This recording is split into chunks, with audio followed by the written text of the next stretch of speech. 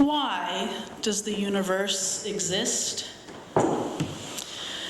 There is, of course, the Big Bang Theory, and I've never doubted that to be true.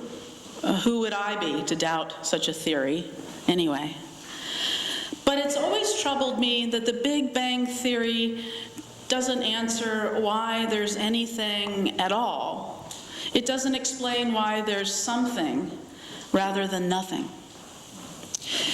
Ancient Greek philosopher Aristotle wrote about a prime mover, or an unmoved mover, that was the first cause.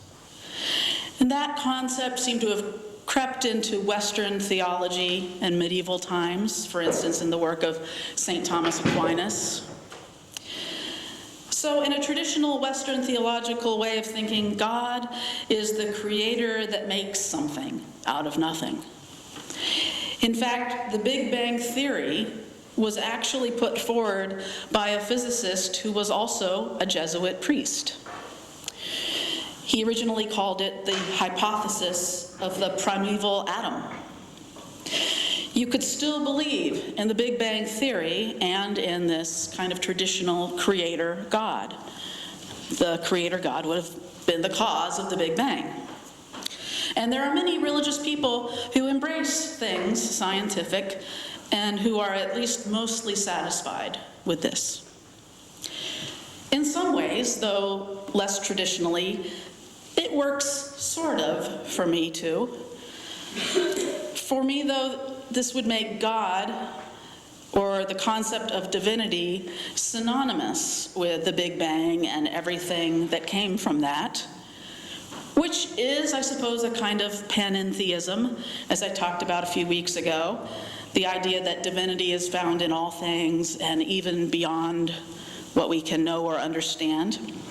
The difference would be that in my version of theology, the divine wouldn't so much be the unmoved mover. Rather, the divine would be more like the moved and moving mover still in motion in all that is. An atheist could fairly ask, what do you mean by the concept of divinity? But that will have to be a topic for another day. It's a good question. Because my own theology necessarily includes the laws of the universe to the extent that I'm able to grasp them, I've always enjoyed reading books and listening to lectures by brilliant physicists and cosmologists. My concept of the divine is intertwined intimately with the cosmos and whatever I'm able to grasp of how things work in the universe. So I wanted to know more about the Big Bang, more in detail, and to know just what it can reveal about how the universe came into existence from nothing. And so I was excited when I came across a book titled A Universe from Nothing by Lawrence Krauss, a physicist himself, and watched some of his lectures online too. So we have to start by understanding how Krauss defines nothing. He summarized it like this in an interview. Nothing is empty space if you get rid of all the particles and all the radiation. He says that kind of nothing is actually quite complicated. Nothing is a boiling, bubbling brew of virtual particles and antiparticles popping in and out of existence on a timescale so short you can't perceive it. So there's nothing there, but there's actually lots of stuff happening. That is how Krauss defines it. With quantum mechanics on a scale of time shorter than we can measure, anything can happen.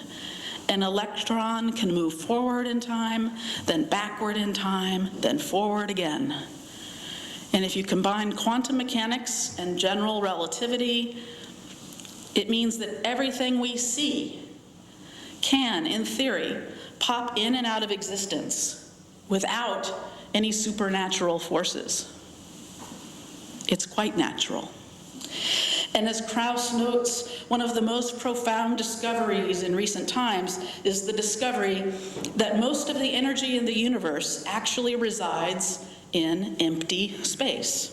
He says, once you allow gravity into the game, what seems impossible is possible.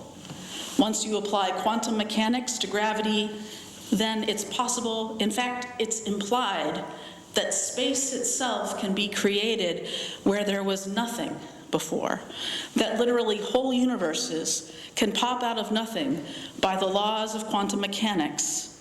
And in fact, the question why there is something rather than nothing, he says, then becomes sort of trite, because nothing is unstable. It will always produce something. The late Stephen Hawking summarized it even more concisely, saying, gravity and quantum theory cause universes to be created spontaneously out of nothing. And so that is the Big Bang explained. That is the moved and moving mover still in motion in all that is. That is how the universe came from nothing. Do you feel satisfied? No. No. Neither did I. I guess for those of us who are theologically or philosophically inclined, or at least speaking for myself, the disappointing thing about this book, and this is how other scientists explain it too, is that the definition of nothing, for me, the nothing that he describes isn't really nothing. I mean, I have to ask, what created the virtual particles? Thank you. What created the law of gravity? Krauss is explaining not a universe from nothing, he's explaining a universe from something. Just something very small and weird. He gives a lot of detail about it, more than I understood before, and that was nice, but it still leaves me with that capital U, capital M ultimate mystery. I'm sure Krauss wouldn't be surprised in the least to know that I felt that way if he had any idea that I exist. As he notes in his book, philosophers and theologians tend to have a very pure and absolute definition of nothing. A very, as he puts it, vague and ill-defined sense of an absolute void, of an absolute state of non-being. He writes that as a scientist, he doesn't truly understand this philosophical and theological version of nothing, finding it too idealized. And he says that as far as he's concerned, theologians are experts at nothing.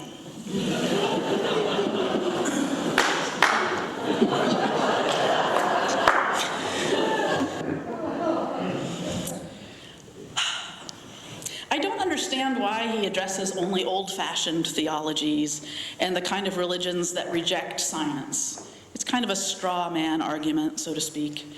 I'd love to hear him take on more sophisticated theologies, like panentheism, for one example. For that matter, I'd like to hear him take on more modern religious traditions that not only respect, but maybe even revere science.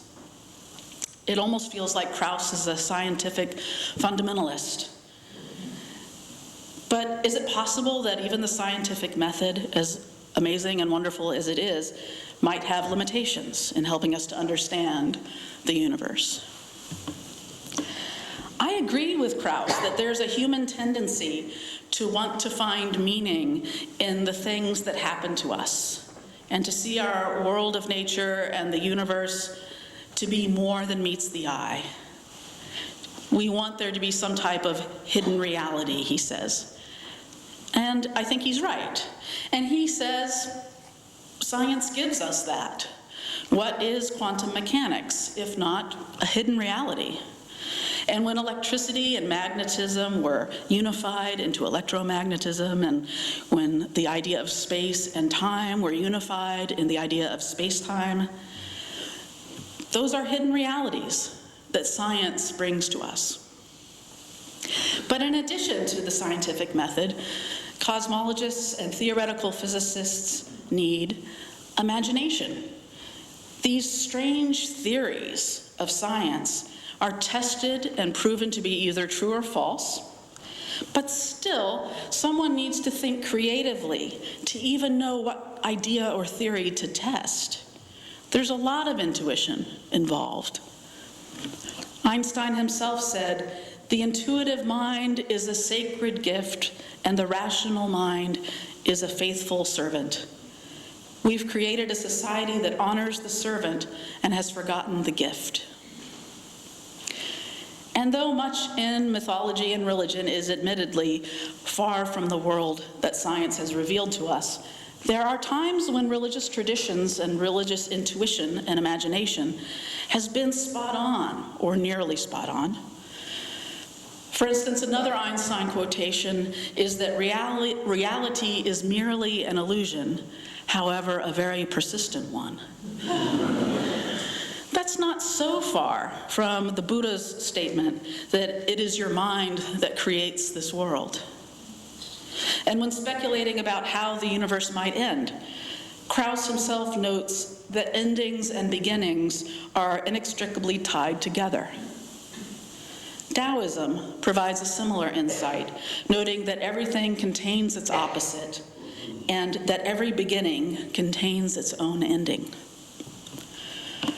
Krauss admits that the biblical story of creation, and really all the mythologies of creation from around the world, intuited that the universe even had a beginning before science did. And Hinduism imagines a never-ending cycle of time where the universe is created, it develops, it's destroyed, and then it's recreated, and it happens all over again. And many modern cosmologists are saying the same thing, that perhaps our Big Bang isn't the only one, that possibly our universe will expand until it collapses on itself, creating another Big Bang. And maybe our Big Bang happened after a previous universe collapsed on itself.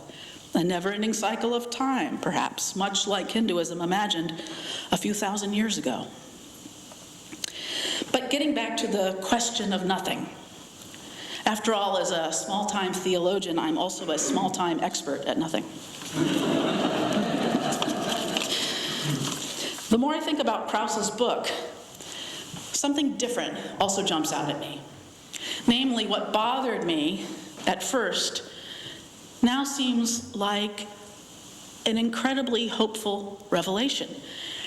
And that is, if I accept Krauss's idea that there is no idealized kind of nothing, then to my way of thinking and to my definition of nothing, that means there really is no such thing as nothing.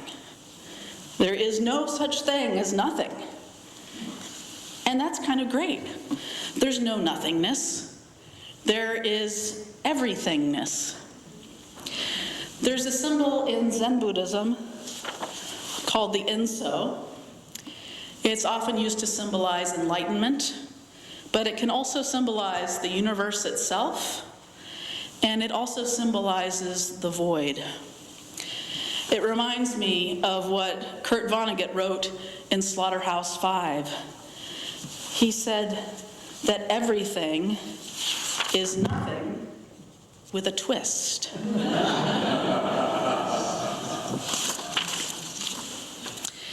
Vedanta, the philosophy at the core of Hinduism, concurs. Nothingness and somethingness, even everythingness, are really the same thing with a twist. Everything in our universe comes from the same origin. We're all star stuff, as Carl Sagan would say. We're stardust, as Joni Mitchell sang. Everything and everyone, with no exceptions. Everything is amazing. We are living in a truly enchanted world, but we don't often stop to notice. In Shinto, a Japanese religious tradition, everything, everyone, and every object is said to have kami, or a spiritual essence. Kami is something that inspires a sense of awe in those who see or experience an object or a phenomenon. Kami is what lets the observer know that there is divinity in everyone and everything. Dimitar Sasolov, a professor of astronomy at Harvard, suggests that we should think of human life in terms of the percentage of time that it took for the universe to bring us to where we are. As a cosmic proportion, Sasolov says, life on Earth is not insignificant in time. The universe is almost 14 billion years old, and life on Earth came into being 2/3 of the way into that. So he says that we can almost think of our relationship to the universe as the relationship of an offspring to a parent. The offspring isn't lesser than the parent. The offspring is of the parent and is simply experiencing a time lag in development.